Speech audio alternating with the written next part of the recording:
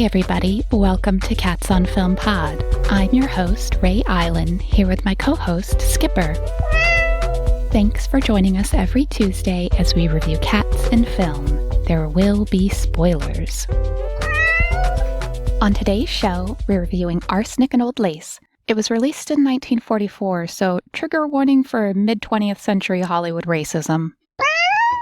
Not really violently so, just that everybody except a few extras are white. There's a racist music cue when we see an Asian lady, and they've got one of those jockey ornaments in front of the Brewster house. There may be some rude language that I don't recognize because it's so old-fashioned. Oh, and the old aunties are definitely bigoted against foreigners.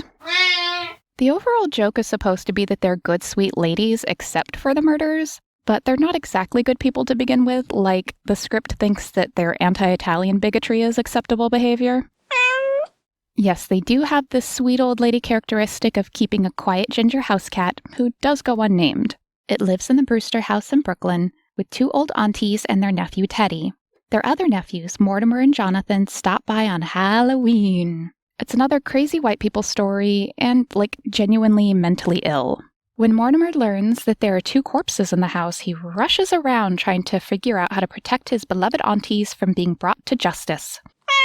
Yes, the cat is impressively relaxed considering the bugle playing and murders. Maybe that's why the kitty was hiding in the corpse-filled cellar until Teddy went down there. Yeah, the cat's just chilling under the dinner table while the aunties try coaxing a grumpy old white guy into drinking poisoned elderberry wine, even after he said he doesn't drink. The cat's in on it. Thankfully, no kitty actually got stepped on, since they could just use a yowling cat sound when the scene's blacked out. They make a point of never really showing either of the corpses. I guess the gruesomeness would have added too much realism to the screwy comedy.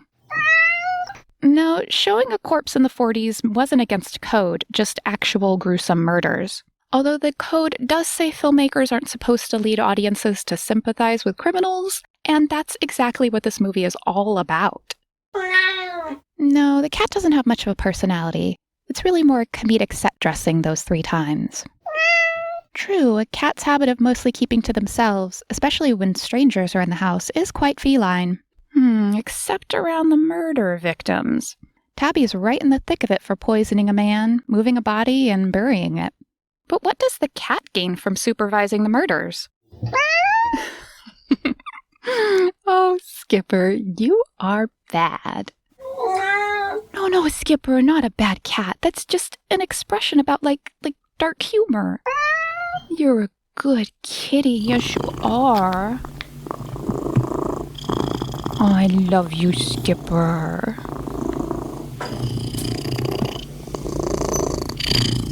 Well, what's your review of the feline representation in Arsenic and Old Lace?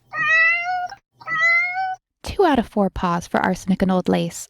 The unnamed Tabby does okay, but doesn't get to show much personality in their brief moments on screen.